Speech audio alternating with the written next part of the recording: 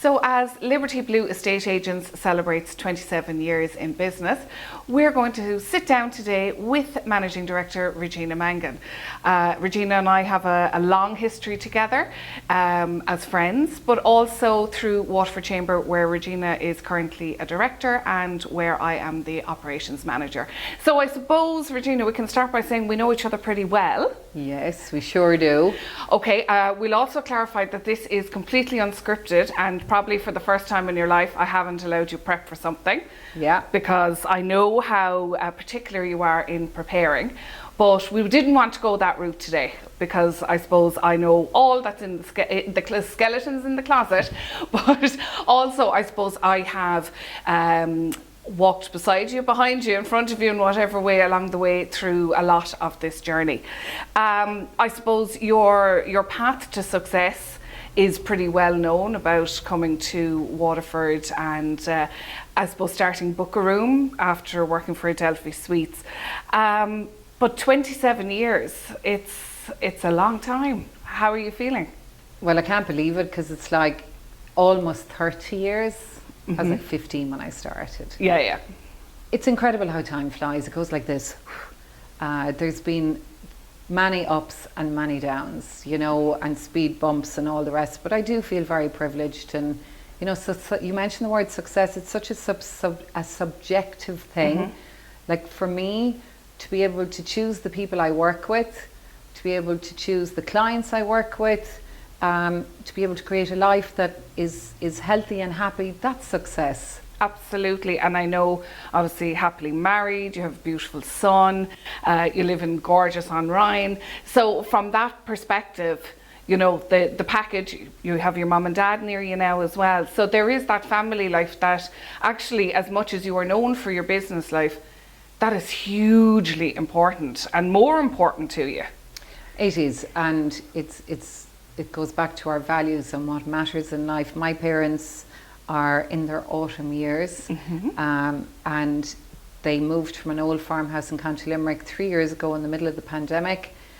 Persuaded them to move to Dungarvan, although it didn't take a huge amount of persuasion. I was surprised, but their lives are transformed. You know, they can drive to the sea for a walk. They're a 3-minute drive from the community hospital when things go wrong, because let's face it, as our parents get older, they need more care. And obviously then it's a transformation for me and my family, because we enjoy my parents on a Sunday for lunch. Pierce watches matches with my dad and Ariel, my husband. So like, and my mum and myself enjoy a chat outside over a glass of wine on a Sunday. So it's very special. But that was part of my own strategic plan, which was to try and bring my parents closer, because knowing that it is the natural cycle of life, that, you know, as people age, they have more health issues. And I knew that going up and down the road would be very, very stressful, to be honest. So, which you had done since you were 17. You know, you hadn't moved back to Limerick. You were very close to your mum. Yes. You know, and I suppose even in the space of 3 years, you made a comment to me last week, they wouldn't be able to do it now. No. So it was, timing was everything. Yeah, and for anyone watching, I would say that if, you know, it is something to consider, because as we all know, nothing stays the same in life. You know, change is inevitable. And on that subject of change then, let's talk about the morphing of your business cycle that has morphed into Liberty Blue Estate Agents. So you saw a gap in the market, you set up Book a Room, which was a rental and letting agency. Yeah. So what was it that you spotted at the time?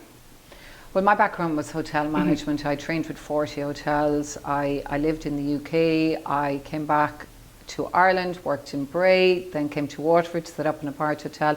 And I saw a gap in the market. There were no letting agents. There were none in Waterford. I don't think there were any in the southeast. Auctioneers at the time were doing a teeny weensy bit of it. But then we had no apartment blocks. Back in 1997, there were no apartment blocks in Waterford. It was, people weren't really buying for investment reasons. So I was young and clueless, which goes a long way. And I set up the business initially with a business partner for the first year, and then I went solo on my own after the first year. And luckily I didn't know what was in front of me. I probably wouldn't have had the nerve. I got a grant of £7,000 from the local enterprise board. I got a £10,000 overdraft from Norwegian Bank of Ireland, and that enabled me to set up. But it wasn't all plain sailing, was it? I mean, you had a few different moves to different premises. I think I recall at one point, nearly in the middle of the night, coming in, we were living together at that time, driving into town, putting sandbags at your front door because the flooding relief hadn't been done. Oh, yeah. You know, we shared a house with a couple of girls. We had a great time, didn't we? We sure did. Look, so many crazy things happened when I look back. I mean, a lot of people wouldn't know this, but when I opened, just before I opened the business, I had a major cancer scare. And I had major surgery, and it wasn't until after the surgery that I learned that the lump was benign. But I had decided I was driving on and I'd deal with it afterwards. Thankfully, I was blessed, you know, because that decision, that's taken out of your hands, really. So, you know, I was young, I was tenacious, I didn't have any dependents. So, you know, failure wasn't an option. It took 7 years for the business to make a profit. And someone might say, well, how did you survive that long? Because I was raised by a woman who taught me two major things, many things, but my mother always said, pay your bills and make sure you have insurance. I followed that.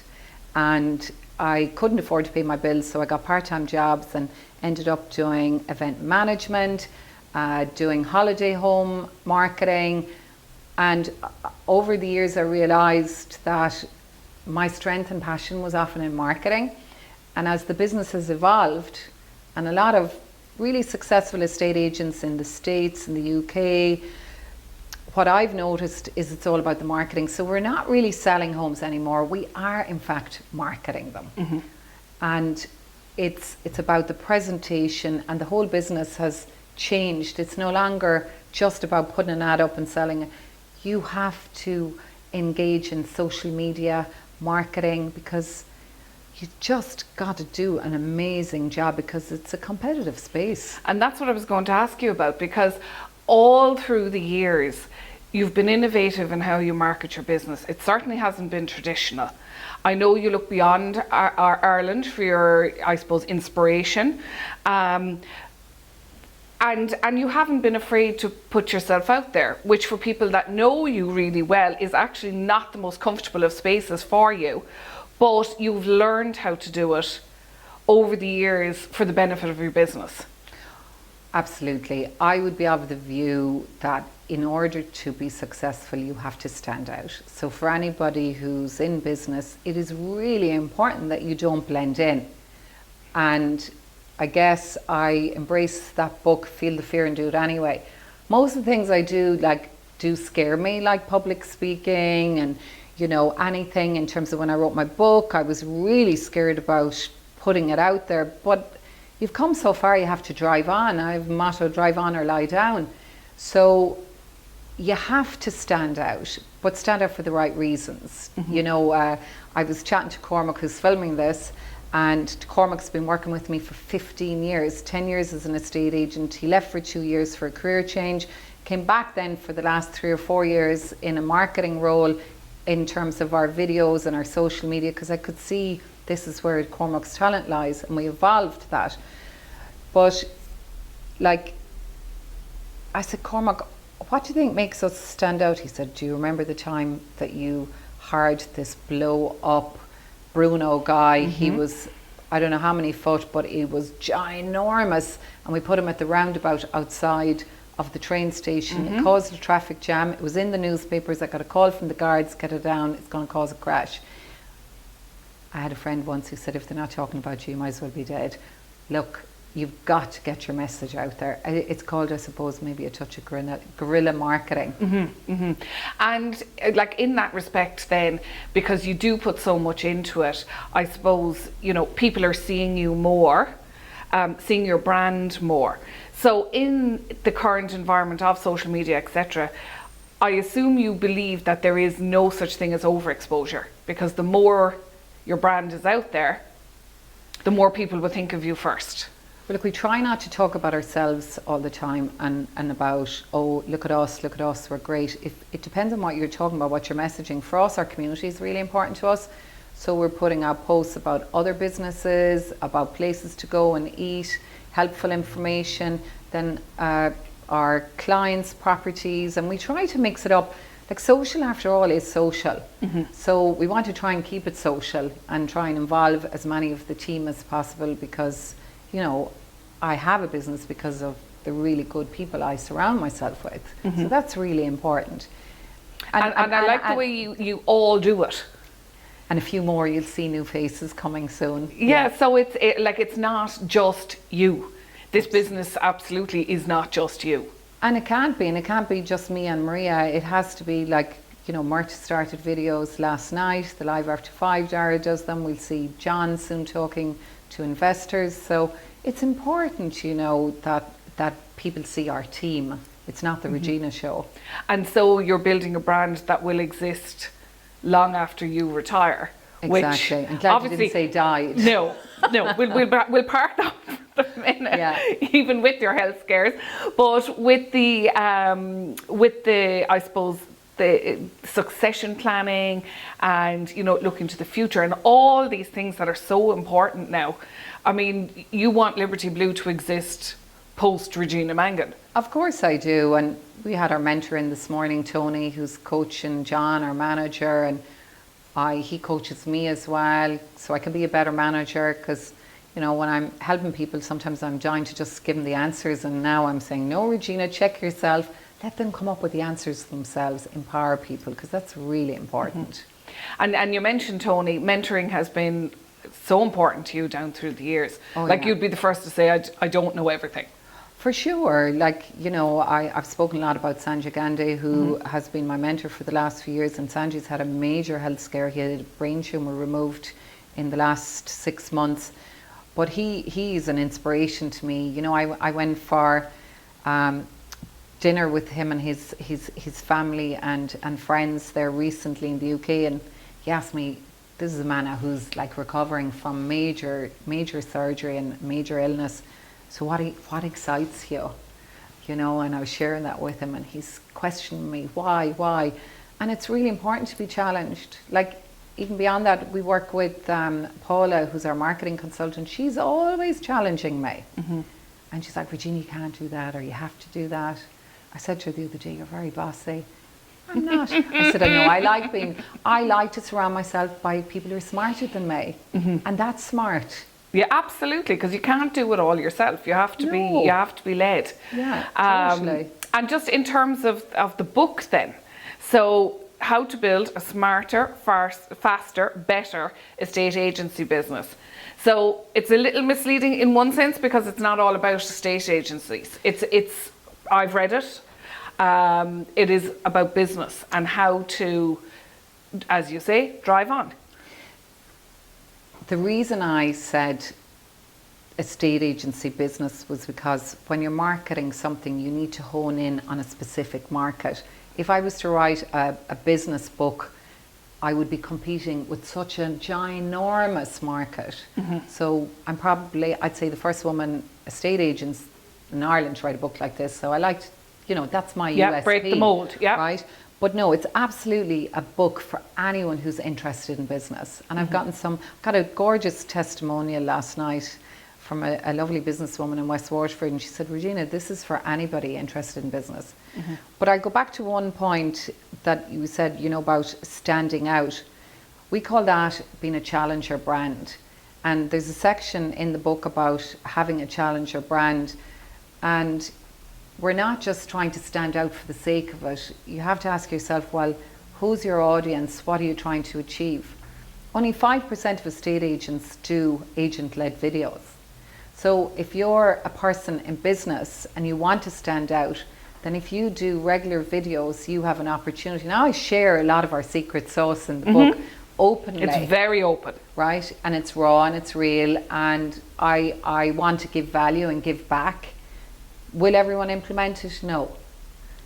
But So- everyone is different, and it is, I suppose, everybody's business is different, but the core things are there, you know, and I suppose you talk a lot about your core values as well. Yes. Would you, in fairness, with all the ups and downs along the way, you always stay true to?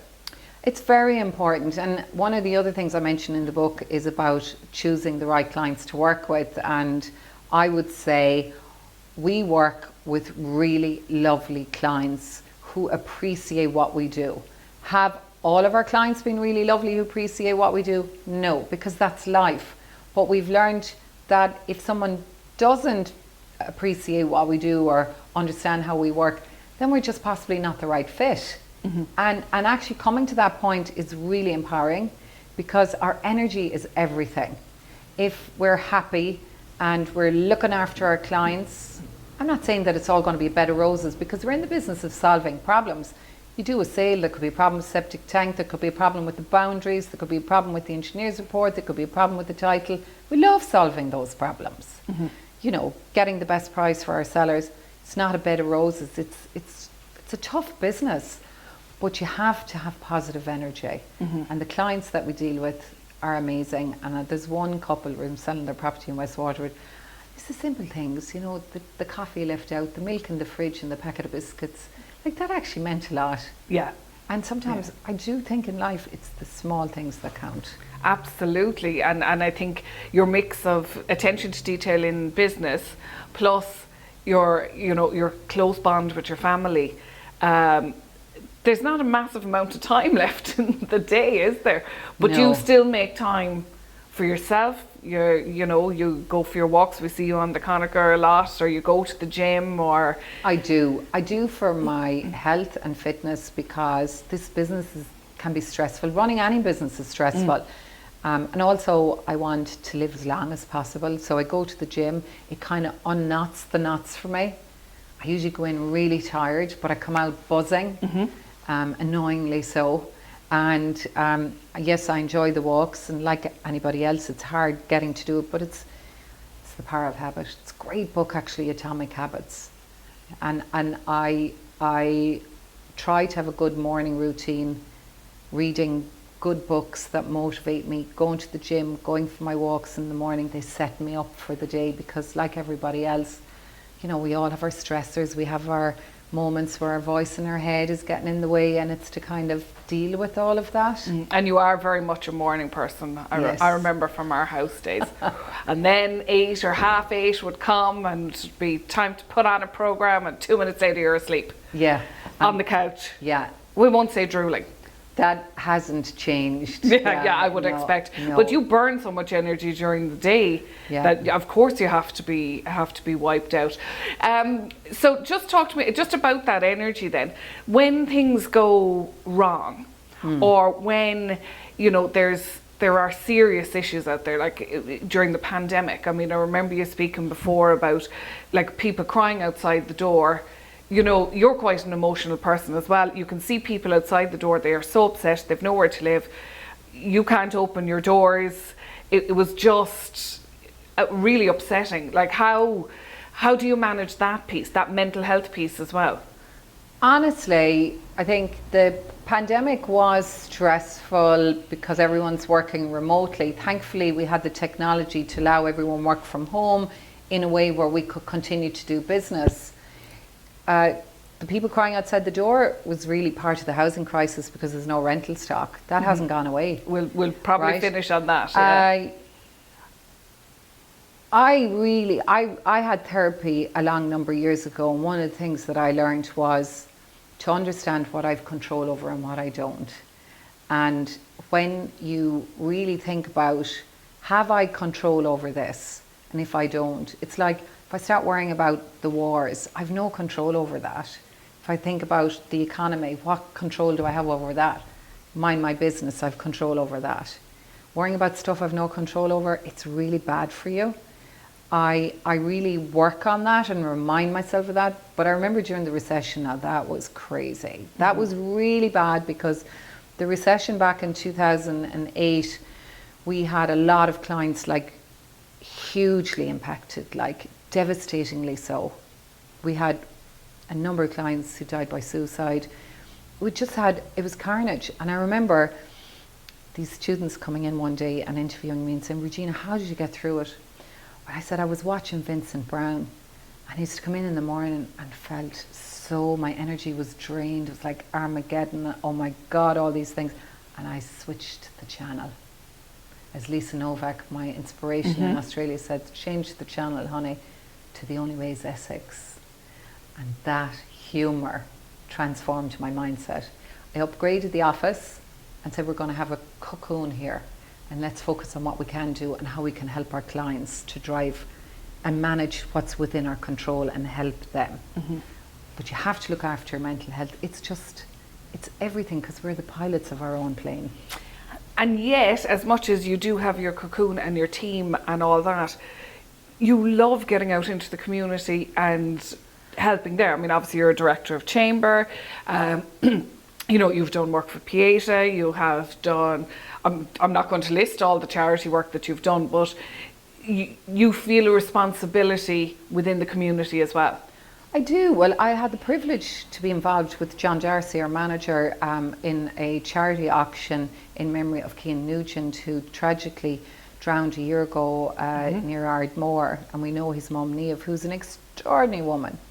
And the money, Niamh decided to have a charity auction, art auction, and the monies raised will go to the RNLI. That was an absolute, yes, of course, RNLI within our community, in memory of Cian and everything. Like the joy that you feel when you get involved in something like that, like it's priceless. And if you talk about success, for me, that's success to be in that position to be able to do it. And I always find I learn a lot from these things as well. Oh, you do. I love the learnings, the takeaways, you know, what we learned about the online auction, what we learned about people's buying habits when they're bidding online. Then, you know, I'm very competitive. It's like, failure isn't an option, John. What are we going to do if we don't sell 50? I thought we were going to have 25 pieces of art, and Niamh did an amazing job pulling together 53 pieces, and I was sweating at the idea of selling 53 pieces of art in Ring on one night if we didn't have all the people. So we pivoted. We said, let's auction them over 2 weeks so we reduce our risks. So I always believe there's a way. And we learned a lot. And if you talk about inspiration, Niamh inspires me. You know, she puts one foot in front of the other, and she is thinking of other people. So, you know, it's a privilege, you know, to be able to do something like that. Of course. Okay, well, we couldn't really probably finish this interview without touching on we've referenced it a couple of times, but the topic of the day, housing. Yeah. We're not here to talk politics. We're not, you know, I mean, this is to mark your 27 years in business. Yes. So what I'm going to look at is, what is the current housing crisis like in comparison to the 27 years that you've been in business? Well, it's a different environment. So if we look around now, we've got, on a positive note, we have apartment developments that didn't exist 27 years ago. We've got some really nice new housing developments, and we've got some really good social housing schemes and affordable home schemes that we are selling. Summerfields, which we're thrilled to be selling for White Box, our clients, and we're working with Waterford City and County Council. They're really positive, because the affordable home scheme is a scheme to help people get on the property ladder. In the main, they're mostly first-time buyers who can avail of the first home grant, and the government, Waterford City and County Council, take an equity stake between 5 and 20%. So if somebody got the first home grant for 30,000, up to 75,000 on equity from the council, like, some people can buy a house. That's a long way to buying a house. Yeah, some people can buy a brand new house for in the region of 200,000 in the region. So these are really positive initiatives. So really, really good. It also I'm waiting for the but here. But it also means that if people are renting and they're moving out of rental property into one of these homes, they're freeing up a rental property for a renter. The problem is that we don't have enough sales stock on the market, because people can't sell because they've nowhere to move to. But the rental crisis is very significant, and it's a political issue that the politicians are trying to please the masses, when actually the people it's going to hurt the most are the people who are the angriest, which is the irony of it. Like, I was speaking to John there yesterday about it. We've handed out the most notices to quit probably in the last 4 weeks than we have in years, about 15. So in the space of 1 month, these are landlords. These landlords are mom and pop property owners. They have a rental property that's in the rent pressure zone. And remember, it's not a one-size-fits-all problem. They have to sell because it's not worth their while anymore when the tenant moves out. Yep. For example, I'm selling a property at the moment where the owners, they're an elderly couple, and the rent they charged the last tenant for a 2-bed was €400 because she was a lovely tenant. Now, when they go to rent that property again, they could only rent it for €420. So by the time you pay tax on that and everything, and pay maintenance and everything, it's just not worth their while. So they're giving notice. Yes, a homeowner will buy it, but you have to have a rental stock for a functioning economy. Like all the nurses that come off the planes to work in our hospital, they don't have the means or whatever to buy a house, or maybe the confidence that they want to stay here forever, to buy their forever home. They have to rent. You've got companies on the industrial estate recruiting. They're transient staff. They have to have rental property. We just heard of the IBM announcement this morning through Red Hat. I mean, they're going to significantly expand their workforce, highly skilled jobs. So say they're coming from all over the country, where do they go? So I'd like to focus on potential solutions. So people who have a pension, who are looking to invest, there is an opportunity to invest in Waterford, to buy a rental property from any agent, any person, and get it through your pension, and then you are investing in Waterford. You're getting a good return on your investment if it's the right property that's not carnaged by the rent pressure zone. But there are opportunities out there, and you're solving multiple problems, and your asset could potentially increase over a number of years. Are there properties to rent and buy in Waterford at the moment? Absolutely. We sold a property in the infirmary, and the owner can get a 7% return on her pension. It's a beautiful development, and she bought that through us. But there are other agents selling great properties with a respectable rental return, but some people are just browned off. They're on negative equity, they've got a mortgage. Again, it's not a one-size-fits-all. The property in Dungarvan that I'm selling that was rented for 400 would not suit an investor for the reason I mentioned. Okay. I'm going to finish on going back to something you mentioned ages ago, which was about your mentor, Sanji, and Yes. he asked you, what excites you? Well, growth always excites me. And there is something I'm really excited about. We are going to be selling our first farm. So I've said it out loud, right? And it's Back to your roots, eh? in County Waterford. It's a really big deal. I'm super excited about that. I'm excited about our new media suite that you're sitting in, about the developments that Cormac and myself and the team are going to do around our whole media and marketing, because we want to take it on to a new level. And I'm excited about that. I'm excited about expanding more in West Waterford. I'm excited about growing my team. Does that answer that? So no, it doesn't answer the question, because you've talked about business. I want to know, what is it outside of work that makes you happy or excites you? It's the simple things. I love the simple things in life. For example, my parents coming on a Sunday for lunch, the preparation that morning, going for walks in the Conager, having a glass of wine at the weekend with my husband Ariel, going to the GA matches, going to training with Pierce when he scores a goal or a point, a bit competitive, you know. You know, it's a quieter, simple life. I don't actually go out that often. I don't go to concerts, shows. I am looking forward to the West Waterford Opera Festival. We're going with friends, but just a slower, easy pace of life. And it's a complete juxtaposition, your two lives, you know, but a perfect marriage. So there's the, you know, mad busy, high energy Regina in work, and there is the country girl, actually, that you were reared as, which is why I was laughing a while ago when you said you were selling your first farm. Yeah. I mean, that's how you were reared. Yeah, and when my brother was on the computer, I was driving the tractor, right? So I am a country girl, and it is the simple things in life that matter, a little bit of slowing it down. My guilty pleasure is a bit of Netflix, I'll be honest. So yeah, that's my life.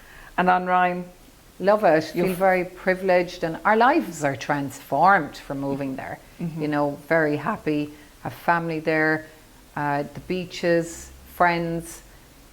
I love popping in for a coffee into Cass & Co, getting my granola in the morning, the nods to everyone. It's just a lovely, lovely place to live. It's just fantastic, to be honest. so for somebody who has made dreams come true for everybody, you know, across Waterford, when you've rented them properties or sold them properties, has Regina Mangan finally found home? Oh, absolutely. I'm very settled and, you know, very, very happy. And look, no life is a bed of roses. You know, it's things happen. We all have speed bumps, but I feel very privileged and blessed. And health is our wealth. And I'm very lucky to work with some great people. But it would be remiss of me not to mention Maria Clifford, the other director in the business, who's been with me for 20 years. 20 years. Like, we're family at this stage. And she's yang, I'm yang, but we read each other's thoughts, and I would credit a huge part of our journey and success to Maria. So I'm very, very lucky to have her by my side. Absolutely. You mentioned yin and yang there. She's certainly not afraid to stop you in your tracks or stand up to you, or as your husband said to me one time when you were driving me nuts, you're about the only one that can stop the gallop. There aren't too many of us. We're a privileged club, but it's, you know, you do need people like that to ground you as well. I do. Look, I said to Cormac this morning, you know, how would you describe me? What's my good side and what not so good? He said, well, look, you know what you're getting, you're straight up. And then he goes, you know what you're getting, you're straight up. Absolutely. So that is it. You know, that's it. And if people don't like that, then they're probably not going to like me. I try. I don't want to hurt anybody, but you know, we've got high standards. We want the job done well. We don't want our houses photoed if they're not beautiful photos. You know, we want to show up well and do a great job for our clients. And you know what? Let's all have a bit of fun along the way as well. Well, there'd be no denying that you do like to do that, in fairness. 27 years. Yeah, I'm sure you could go for another 27 with the energy you have. But I doubt that, because no doubt in that brain there is something else that you want to do along the way. Who knows? I've written a book. I wrote it last year. I am passionate about mentoring and training. I do think it's very important to help the next generation up, and growth, bringing my team on, watch this space. Can't say any more than that. Curve Mila Margaret, you're very good, Lynda. Too Thank fair. you.